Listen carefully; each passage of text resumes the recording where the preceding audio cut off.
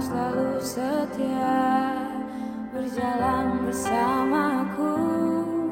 Tak pernah kau tinggalkanku sendiri. Kadang setiap jalanmu tak ku mengerti. Rencanamu melebihi pikiranku, namun tak ku putuskan berjalan bersamamu, lalui setiap cobaan hidupku. Ku perlu engkau pimpin langkahku, lalui setiap jalan kehidupanku. Takkan ku mampu jalan sendiri, engkaulah sumber kekuatan hidupku.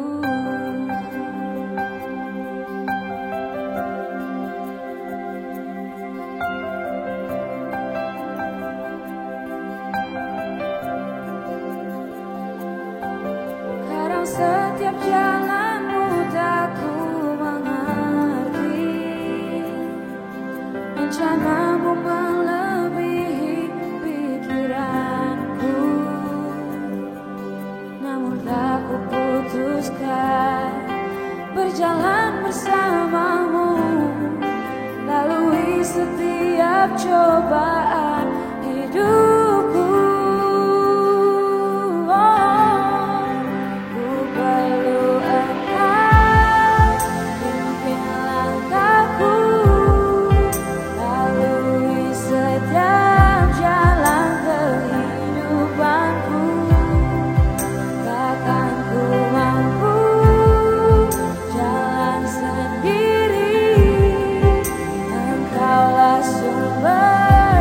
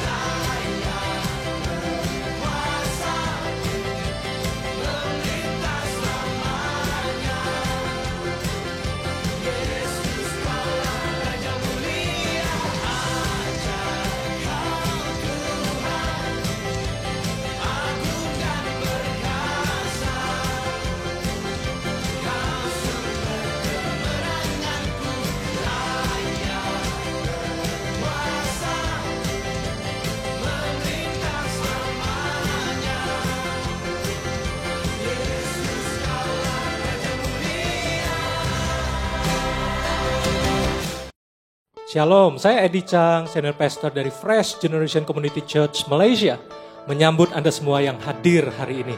Nah, tahun ini FGCC mengangkat tema Progress dengan tagline Intentional and Consistent.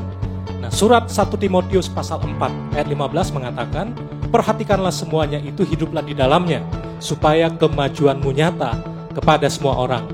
Ya, kemajuan atau pertumbuhan tidaklah otomatis, tetapi hasil dari keputusan, usaha yang disengaja, dan konsisten, serta tentunya karena anugerah Tuhan. Ya, kiranya kita semua mengalami progres, baik secara individu, keluarga, komunitas, gereja, dan berbagai aspek kehidupan. Dan kita semua mau semakin mencintai Tuhan, dan berbuah lebat sesuai visi FGCC, to build passionate and productive disciples to bless the nations. Selamat beribadah. Welcome home.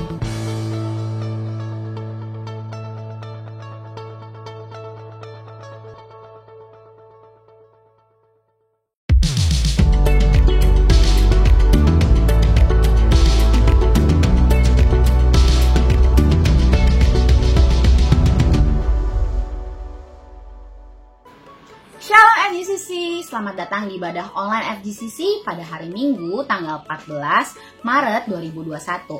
Saya Gloria yang akan membawakan news pada kali ini. Dan sebelum saya masuk ke dalam penekanan news, saya ingin menyambut jemaat yang baru pertama kali hadir di ibadah online FGCC. Welcome home, kami sangat senang bisa bertemu dengan Anda sekalian meskipun secara virtual ya. Dan untuk menyambut jemaat baru sekalian lebih dekat lagi atau lebih personal lagi, karena kami sangat rindu untuk mengenal Anda, bisa langsung scan QR code di sebelah sini bagi jemaat baru untuk pendataan diri jemaat sekalian. Dan bagi jemaat baru maupun jemaat lama yang rindu atau belum tertanam dalam suatu komunitas, bisa langsung join yang namanya Freshcom.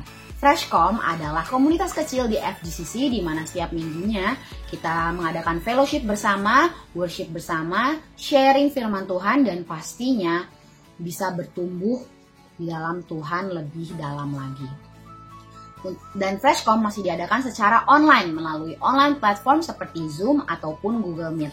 Dan bagi jemaat yang rindu bisa langsung join dengan scan QR code di sebelah sini. Dan bagi jemaat yang memiliki pertanyaan seputar FGCC lebih dalam lagi atau lebih banyak lagi, bisa langsung bertanya di fitur live chat di YouTube ini. Dan sebentar lagi kita akan mendoakan persembahan. Untuk itu saya ingin mengundang jemaat untuk mempersiapkan aplikasi online banking di gadgetnya masing-masing. Untuk persembahan dan perpuluhan, jemaat bisa transfer ke account Public Bank. Untuk janjiman dan dana gedung, jemaat bisa langsung transfer ke account OCBC Bank. Dan bagi jemaat yang berada di Indonesia atau prefer untuk transfer dengan rupiah, bisa juga transfer ke account Bank BNI. Dan semua persembahan ini akan digunakan oleh FGCC untuk memperluas kerajaan Allah dan juga pastinya menjangkau lebih banyak lagi jiwa. Mari kita memberikan persembahan dengan hati yang sukacita. Untuk itu saya ingin mengundang jemaat untuk mempersiapkan hati dan pikiran untuk mendoakan persembahan kita. Shalom teman-teman, mari saya undang semuanya untuk mempersiapkan hati untuk memberikan persembahan yang terbaik bagi Tuhan minggu ini. Mari kita berdoa. Tuhan, kami mengucap syukur atas segala berkat-Mu dan iman dan hati-Mu Tuhan bagi gereja kami. Kami juga bawa setiap persembahan yang akan kami berikan hari ini, baik persembahan mingguan, perpuluhan, janji iman, ucapan syukur, dan semua persembahan lainnya. Kami berterima kasih bahwa kami masih boleh memberikan yang terbaik dari usaha kami. Berkati setiap usaha kerja kami, pekerjaan kami, terutama orang tua kami, dan juga bisnis kami, Yesus. Biarlah setiap persembahan yang kami berikan dapat dikelola dengan baik untuk menjadi perpanjangan tangan pekerjaan-Mu melalui gereja kami FGCC. Terima kasih Tuhan, kami sekali lagi bersyukur atas berkat-Mu dan kami siap untuk memberikan persembahan kami hari ini. Di dalam nama Tuhan Yesus Kristus kami berdoa dan mengucapkan syukur kami. Haleluya. Amin. Dan sekarang teman-teman, mari kita siapkan hati untuk mengikuti kebaktian hari ini. Selamat beribadah.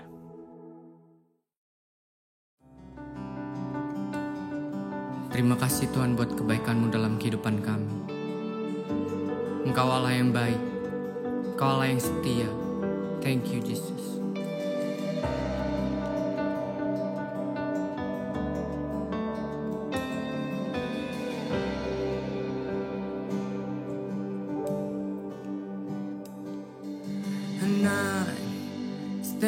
standing here with you near, I'm never alone. With every breath in your name, my heart will declare by faith, and I believe you can move the mountains, open up the heavens, you will make a way.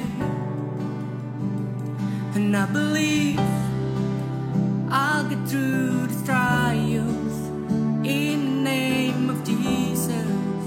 You will make a way, you will make a way.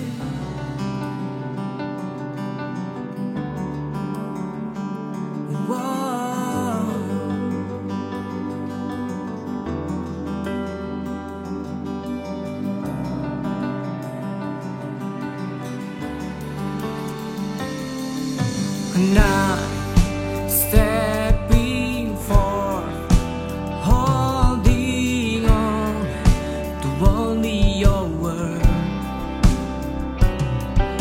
And now I release all my fears, so I'm not afraid to say, and I believe you can move the mountains, open up the heavens, you will make a way. And I believe, and I'll get through the trials in the name of Jesus. You will make a way, you will make a way.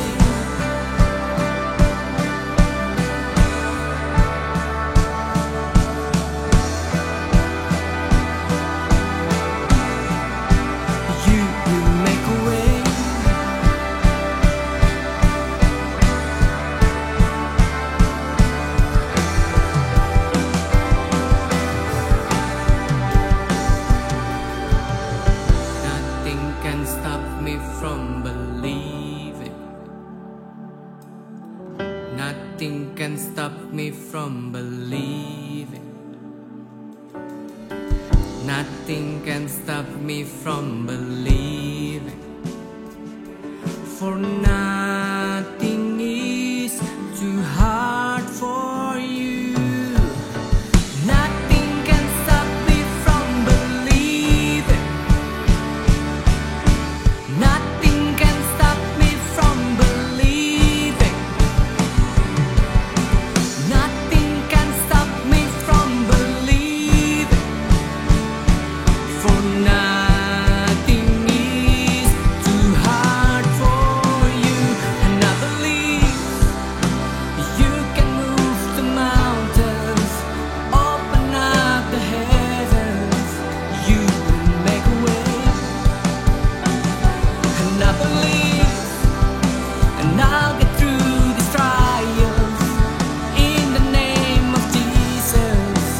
You will make a way, you will make a way. We believe in you.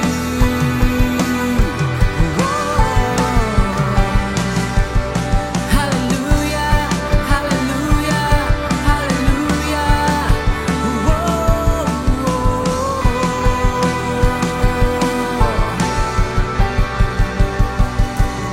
Kami mau terus nyanyikan kebesaran-Mu di dalam kehidupan kami ya Tuhan. Engkau Allah yang ajaib, Engkau Allah yang perkasa, Engkau Allah yang mulia. Tiada yang seperti-Mu Tuhan. Thank you Jesus.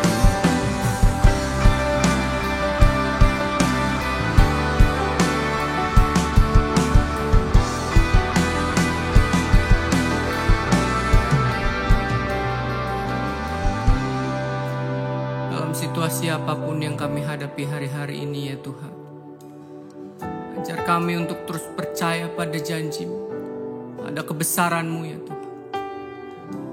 Bila Engkau bersama dengan kami, pada siapa kami akan takut?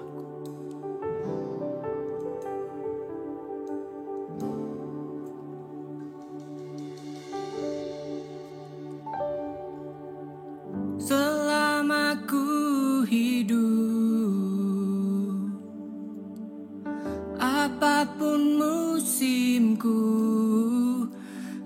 percaya kebesaran-Mu,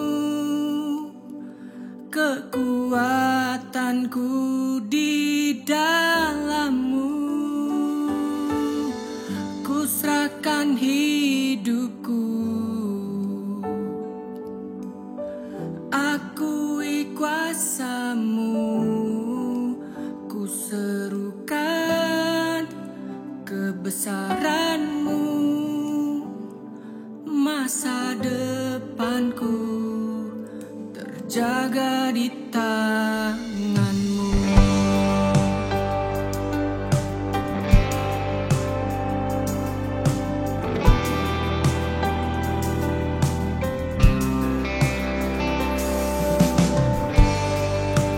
Ajarku berserah, kuasai mataku, bahwa Kau besar, menggenggam hidupku. Walau ku berjalan di lembah yang gelap, tenang jiwaku, sebab Kau besertaku. Selama ku hidup, apapun musimku, ku percaya kebesaran-Mu, kekuatanku di dalam-Mu. Ku serahkan hidupku, akui kuasa-Mu. Ku serukan kebesaran-Mu, masa depanku terjaga di tangan-Mu.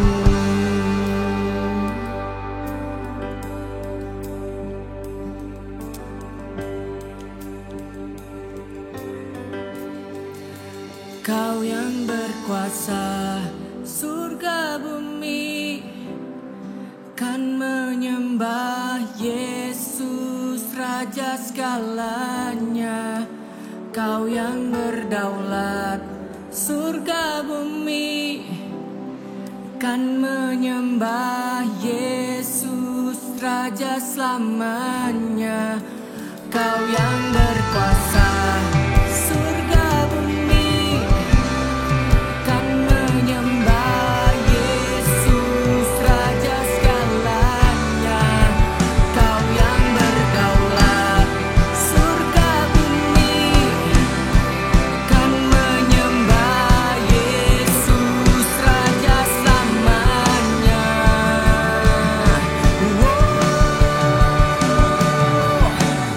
Selama ku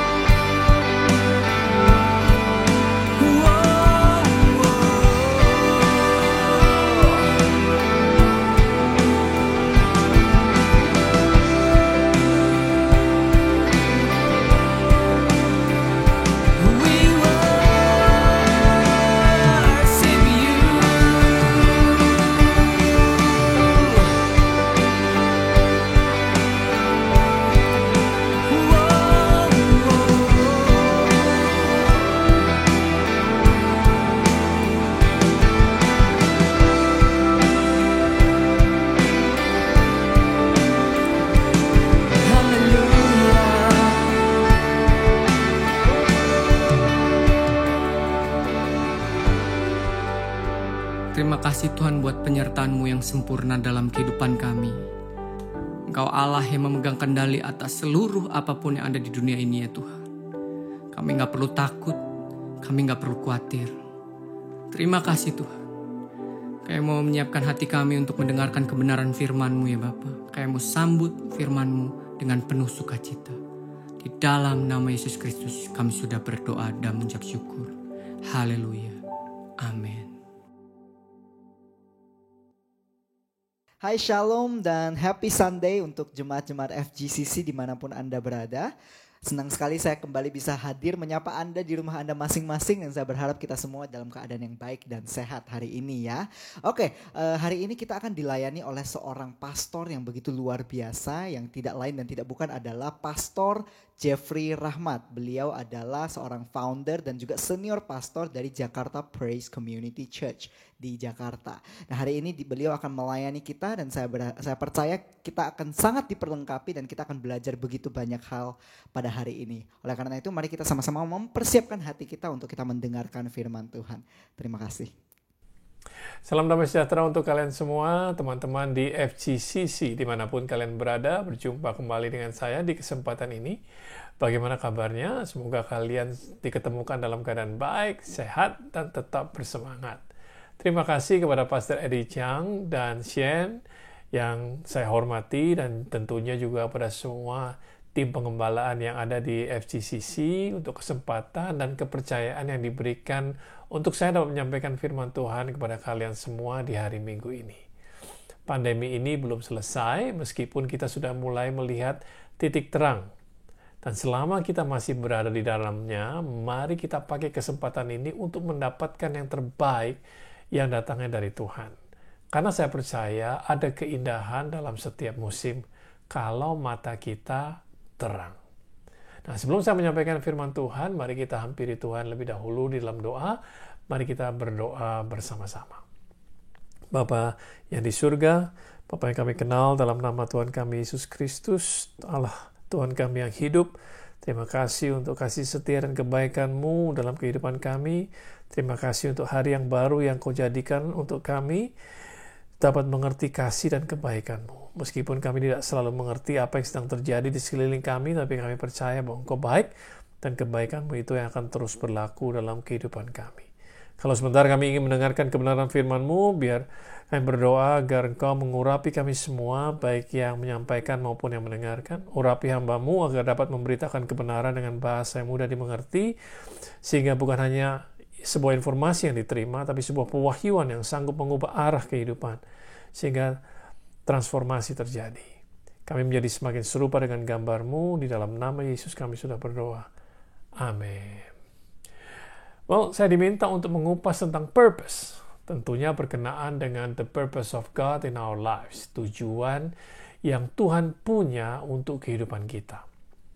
Bicara soal purpose dimulai dengan kata mengapa atau why. Why am I here? Why do I exist? Mengapa saya hidup? Apa ada alasan dari keberadaan saya di bumi ini? Mengapa saya lahir di generasi ini, dan lain sebagainya. Jika kita tidak mengetahui tujuan hidup kita, maka hidup kita merupakan sebuah eksperimen. Tragedi terbesar dalam kehidupan adalah kalau kita hidup tanpa mengetahui untuk apa. Itu yang namanya hidup tanpa tujuan. Bahkan ada banyak orang yang sampai akhir hidupnya tidak menemukan alasan mengapa dia hidup. Banyak orang yang hidupnya begitu rutin. Mereka bangun setiap pagi, keluar rumah, kejebak dalam kemacetan, pergi ke pekerjaan yang mereka tidak sukai, melakukan pekerjaan yang mereka tidak ingin lakukan. Tidak heran kalau punya kerjaan tetapi lebih banyak mengeluh daripada bersyukurnya. Kemudian pulang ke rumah kecapean, nonton acara drama di TV yang membuat mereka jadi lebih stres, lalu tidur untuk kemudian bangun di pagi hari dan kembali terjebak dalam kemacetan lalu lintas yang sama lagi. Demikian seterusnya. Apakah ada keuntungannya dengan pandemi ini? Tentu ada, karena pandemi ini mengharuskan kebanyakan orang work from home, sehingga dapat memutuskan kerutinan yang sudah terbentuk selama bertahun-tahun. Tanpa tujuan hidup yang jelas, jadi hidup ini tidak ada artinya. Tanpa alasan, hidup jadi tanpa gairah. Akibatnya banyak yang sekedar hidup, bahkan ada pula yang mengatakan bahwa hidupnya hanya untuk bekerja membayar tagihan bulanan. Sungguh sesuatu yang amat menyedihkan kalau dia punya cara berpikir yang demikian. Sedangkan sebaliknya, orang yang mengerjakan apa yang menjadi tujuan hidupnya akan mengalami fulfillment atau yang disebut dengan kepenuhan hidup. Tahun-tahun belakangan banyak sekali pengajaran tentang purpose yang membuat banyak orang, terutama anak-anak Tuhan, jadi sadar akan adanya rencana Tuhan. Dan mereka tentunya mau untuk menemukan the purpose of God in their lives, menemukan tujuan hidup mereka. Namun timbul masalah berikutnya menurut saya, yaitu banyak yang tidak mau bergerak atau melakukan sesuatu sebelum menemukan rencana Tuhan dalam hidup mereka. Dengan dalih tidak mau menyia-nyiakan waktu, dan mereka takut melakukan sesuatu yang sia-sia saja. Itu sebabnya saya senang diminta oleh Pastor Eddie untuk membahas masalah ini. Sebab menurut saya ada beberapa hal yang perlu kalian mengerti supaya tidak salah kaprah dengan pengajaran tentang purpose ini. Mari kita mulai. Yang pertama adalah ini. Kalau Tuhan yang punya rencana, biar Tuhan yang repot. Kalau kita bicara mengenai purpose atau tujuan hidup yang dari Tuhan, maka bukan kita yang harus repot, tetapi Tuhan yang harus repot. Karena Dia yang punya rencana. Sebab Tuhan yang berkepentingan agar rencananya dalam hidup kita terlaksana. Itu sebabnya Tuhan yang perlu memberitahukan rencananya kepada kita. Dari sejak awal penciptaan, ini sudah Tuhan lakukan. Dalam kitab Kejadian pasal yang pertama ayatnya yang ke-26 sampai ayatnya yang ke-30, firman Tuhan katakan seperti ini. Berfirmanlah Allah, baiklah kita menjadikan manusia menurut gambar dan rupa kita, supaya mereka berkuasa atas ikan-ikan di laut dan burung-burung di udara, dan atas ternak, dan atas seluruh bumi, dan atas segala binatang melata yang merayap di bumi. Maka Allah menciptakan manusia itu menurut gambarnya. Menurut gambar Allah diciptakannya dia, laki-laki dan perempuan diciptakannya mereka. Allah memberkati mereka, lalu Allah berfirman kepada mereka, beranak cuculah dan bertambah banyak. Penuhilah bumi dan taklukkanlah itu. Berkuasalah atas ikan-ikan di laut dan burung-burung di udara, dan atas segala binatang yang merayap di bumi. Berfirmanlah Allah, lihatlah, aku memberikan kepadamu segala tumbuh-tumbuhan yang berbiji di seluruh bumi, dan segala pohon-pohonan yang buahnya berbiji. Itulah yang akan menjadi makananmu. Tetapi kepada segala binatang di bumi dan segala burung di udara dan segala yang merayap di bumi yang bernyawa, kujadikan segala tumbuh-tumbuhan hijau menjadi makanannya.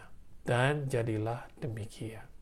Jadi kita lihat di sini bahwa Tuhan yang mewahyukan rencananya kepada manusia. Sebab tidak ada untungnya buat Tuhan untuk menyembunyikan rencananya dari manusia. Dalam kitab Yesaya pasal yang ke-46 ayatnya yang ke-10 dalam terjemahan bahasa Indonesia sehari-hari dikatakan, dari permulaan ku beritahukan hal-hal yang kemudian. Sejak dahulu ku ramalkan apa yang akan terjadi. Kataku, keputusanku akan terlaksana. Kehendakku pasti ku lakukan. Nah, kalau kita perhatikan di Alkitab, mulai dari Nuh, kemudian Abram, yang kemudian namanya diganti menjadi Abraham, dan seterusnya, Tuhanlah yang selalu mengambil inisiatif untuk mewahyukan apa yang menjadi kehendaknya atas hidup hamba-hambanya. Itu sebabnya tidak perlu kita mengalami FOMO atau fear of missing out. Dia yang punya rencana, biar dia yang repot untuk memastikan bahwa kita mengerti apa yang menjadi rencananya. Yang kedua, mengenal yang punya rencana jauh lebih penting daripada rencana itu sendiri. Kalau kita ingin mengerti tujuan dari suatu barang, kita harus bertanya kepada penciptanya. Karena hanya penciptalah yang mengerti dengan sungguh mengapa dia menciptakan barang tersebut. Demikian juga dengan Tuhan. Hanya Tuhan yang mengerti mengapa kita diciptakan. Yeremia pasal yang ke-29 ayatnya yang ke-11 katakan, sebab aku ini mengetahui rancangan-rancangan apa yang ada padaku mengenai kamu. Demikianlah firman Tuhan, yaitu rancangan damai sejahtera dan bukan rancangan kecelakaan, untuk memberikan kepadamu hari depan yang penuh harapan.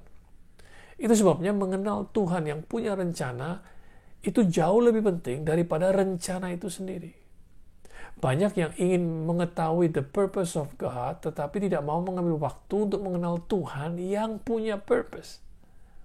Kalau kita membina hubungan yang intim dengan Tuhan, ya pasti kita tidak akan punya masalah untuk mengetahui rencananya dalam hidup kita.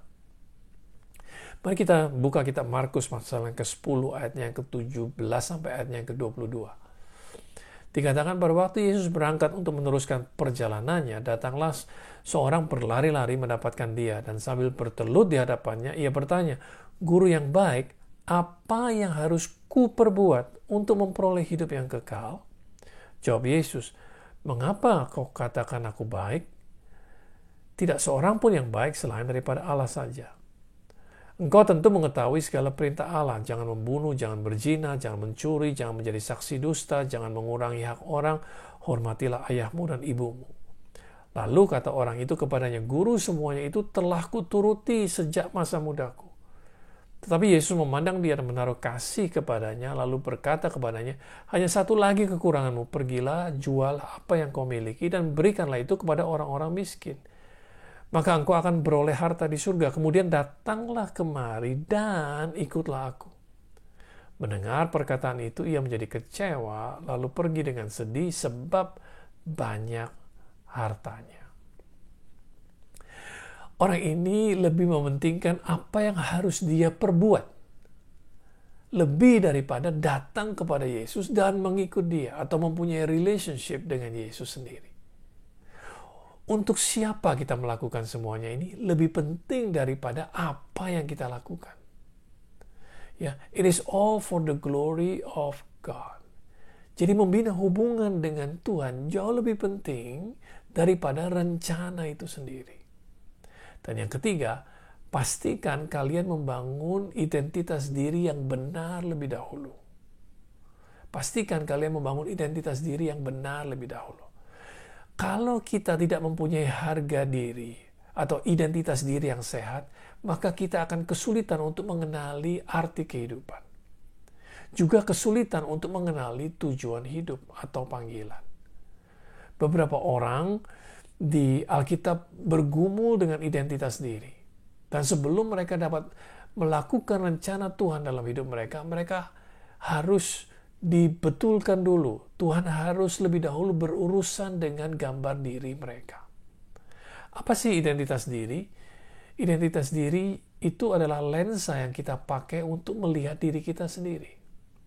Dari identitas diri kita mendapatkan yang namanya harga diri. Yaitu nilai yang kita letakkan atas diri kita sendiri. Dan nilai yang kita letakkan atas diri kita sendiri menentukan bagaimana orang lain memperlakukan kita.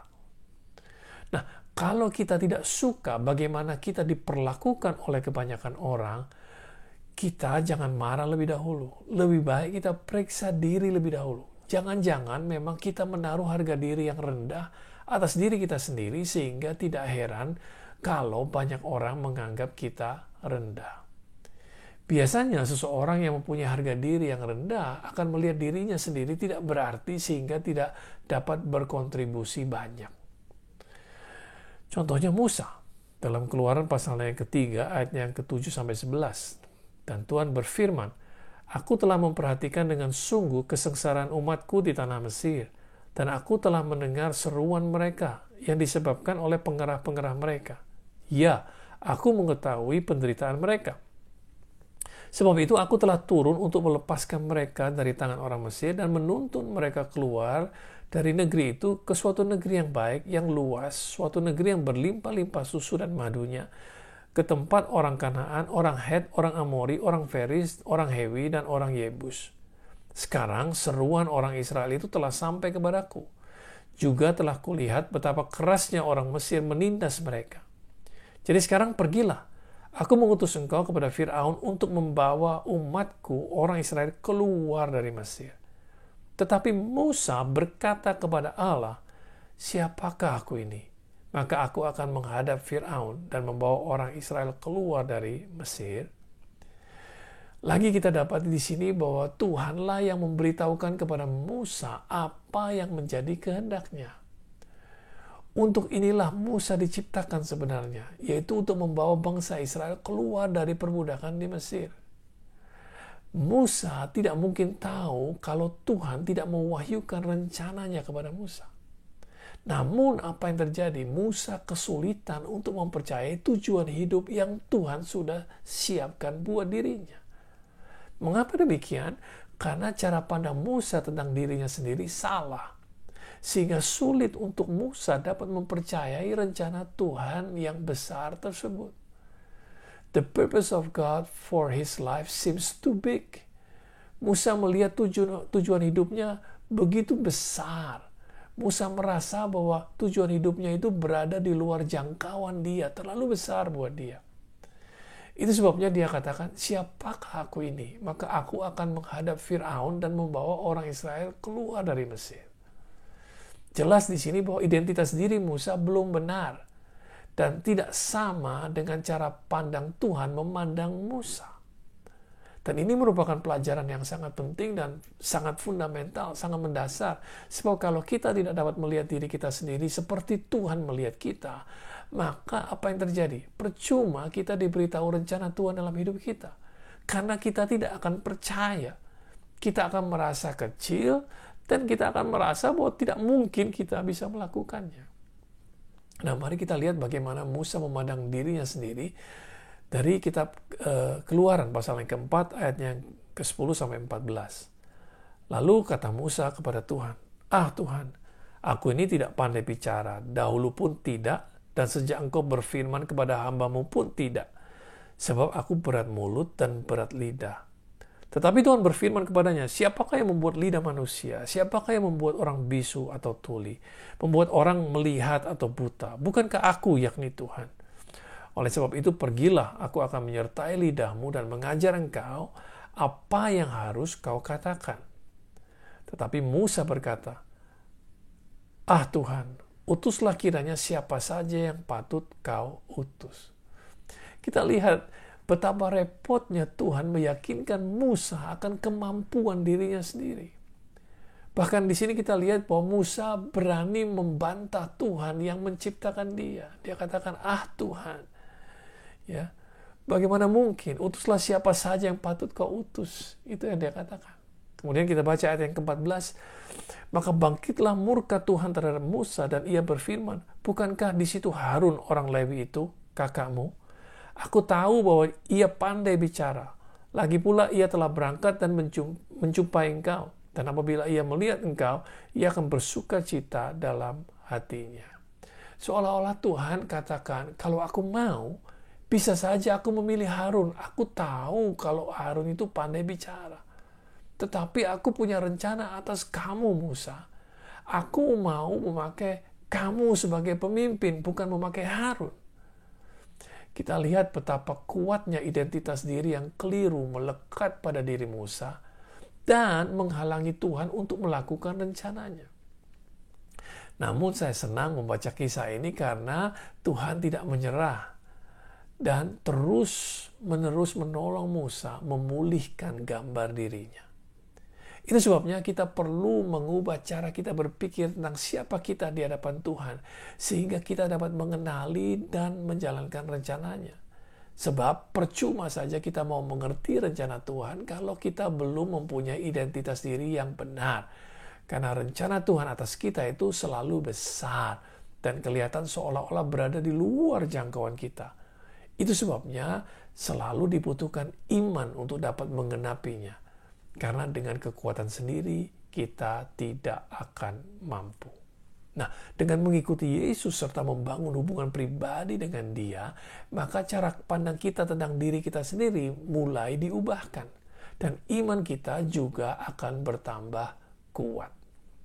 Yang berikutnya, yang keempat, lakukan apa yang ada di tanganmu dengan sebaik mungkin. Banyak anak Tuhan ingin melakukan apa yang belum diberikan kepada mereka, ya, Banyak anak Tuhan ingin melakukan apa yang belum diberikan kepada mereka. Tetapi apa yang sudah ada di tangan mereka tidak dikerjakan dengan baik. Ya, yang belum diberi mau mereka kerjakan, yang sudah ada di tangan mereka tidak dikerjakan dengan baik. Banyak yang rindu mau mendengarkan suara Tuhan, tetapi perintah yang jelas yang tertulis di Alkitab tidak dikerjakan. Lakukan lebih dahulu apa yang sudah ada di tanganmu. Apa yang sudah menjadi kewajibanmu.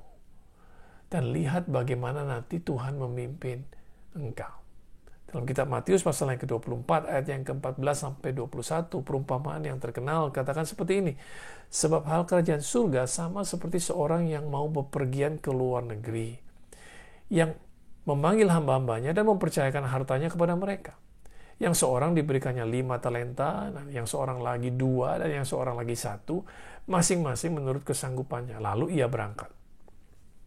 Segera pergilah hamba yang menerima 5 talenta itu, ia menjalankan uang itu, lalu beroleh laba 5 talenta.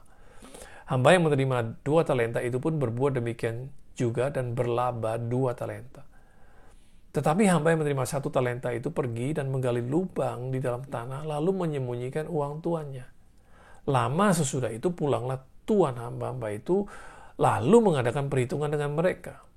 Hamba yang menerima 5 talenta itu datang dan ia membawa laba 5 talenta. Katanya, Tuan, 5 talenta Tuhan percayakan kepadaku. Lihat, aku telah beroleh laba 5 talenta.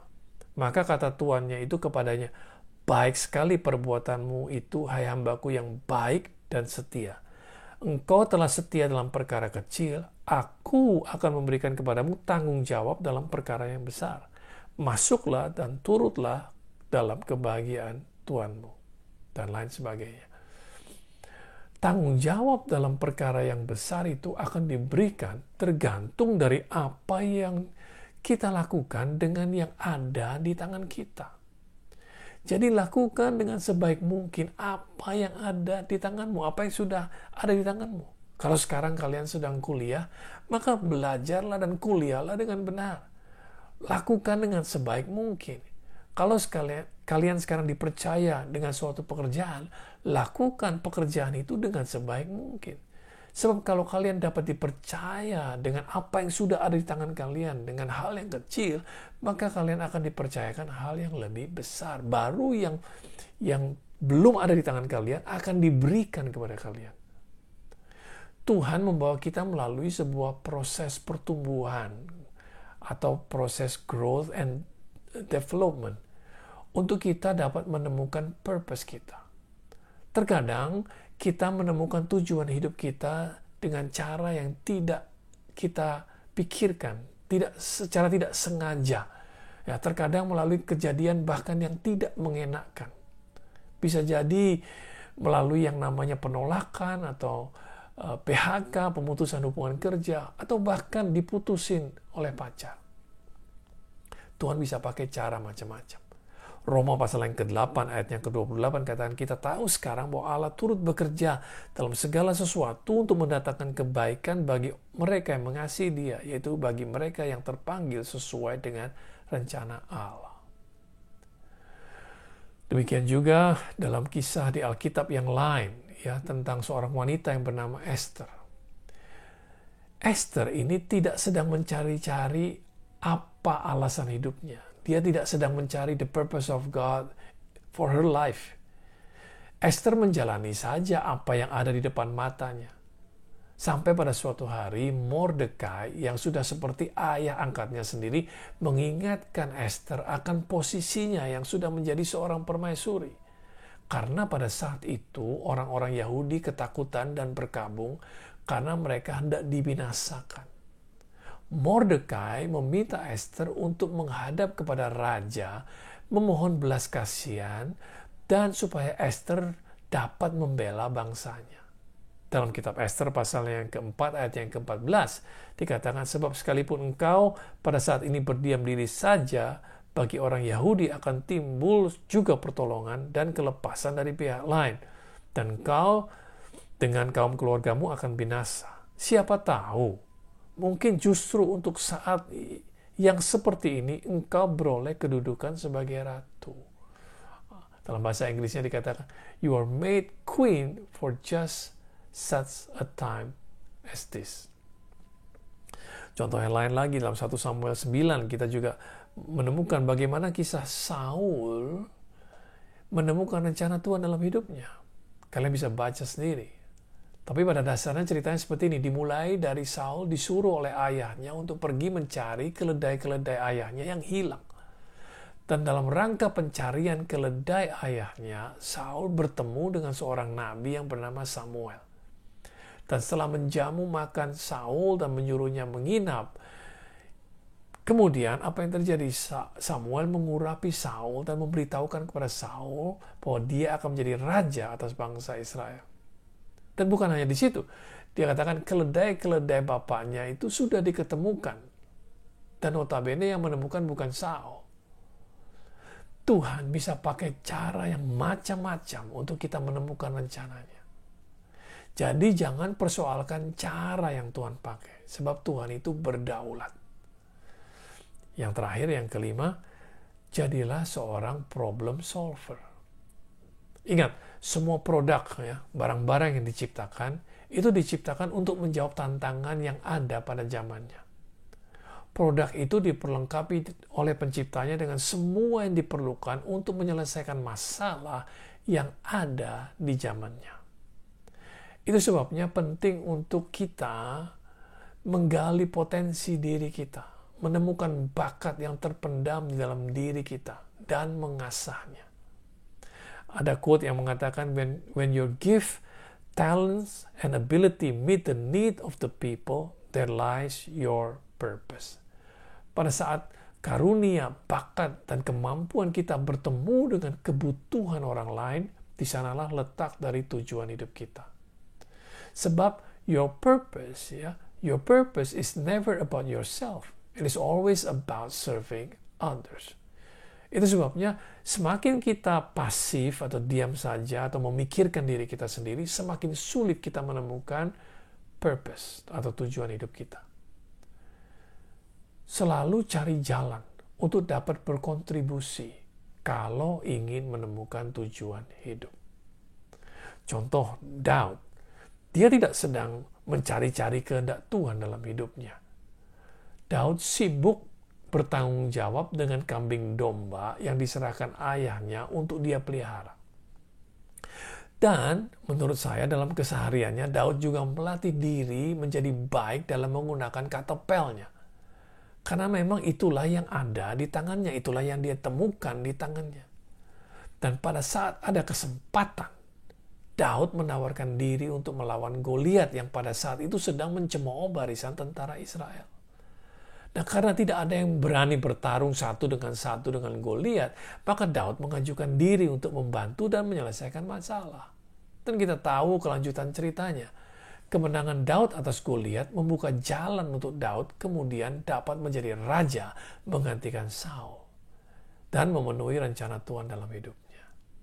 Jadi belajarlah untuk menjadi penyelesai masalah, bukan hanya menjadi penemu masalah saja, tetapi tidak dapat menyodorkan solusi, atau malah jadi yang gembar-gembor bahwa ada masalah. Jadi apa yang kita sudah pelajari hari ini? Yang pertama, kalau Tuhan yang punya rencana, biar Tuhan saja yang repot. Yang kedua, mengenal yang punya rencana, yaitu Tuhan sendiri, lebih penting daripada rencana itu sendiri. Yang ketiga, pastikan kalian membangun gambar diri atau identitas diri yang benar lebih dahulu.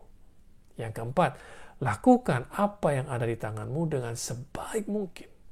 Yang kelima, jadilah seorang problem solver atau penyelesai masalah. Kalau kalian sibuk dengan hal-hal yang saya sebutkan tadi, maka kalian pasti akan menemukan tujuan hidup kalian dan hidup kalian pasti akan memuliakan nama Tuhan. Saya berharap sharing saya hari ini menolong kalian semua untuk dapat mengerti lebih banyak lagi tentang the purpose of God for your life. Tuhan Yesus memberkati FGCC. Amin. Oke, terima kasih untuk Pastor Jeffrey Rahmat untuk message-nya yang begitu luar biasa. Saya percaya kita semua diberkati dari message tadi. Yuk teman-teman, kita mau segera akhiri ibadah kita mau tundukkan kepala kita mau angkat kedua tangan kita dan terima berkat dari Tuhan. Tuhan memberkati kehidupanmu, Tuhan memberkati kuliahmu, Tuhan memberkati pekerjaanmu, Tuhan memberkati pertumbuhan imanmu dan segala sesuatu yang engkau kerjakan. Diberkatilah engkau sehingga engkau terus naik dan bukan turun. Diberkatilah engkau sehingga engkau terus menjadi kepala dan bukan ekor. Dan apa saja yang engkau perbuat dengan kedua tanganmu dibuat Tuhan berhasil dan nama Tuhan dipermuliakan. Terimalah damai sejahtera dari Allah Bapa, keselamatan dari Tuhan Yesus Kristus, perlindungan, pertolongan dan kuat kuasa dari Allah Roh Kudus menyertaimu dari hari ini sampai Maranatha, sampai seterusnya. Terimalah semua berkat yang mulia ini hanya di dalam nama Tuhan Yesus. Semua yang siap berdoa sama-sama kita katakan amin. Happy Sunday, God bless you, stay safe and stay healthy, and God bless you.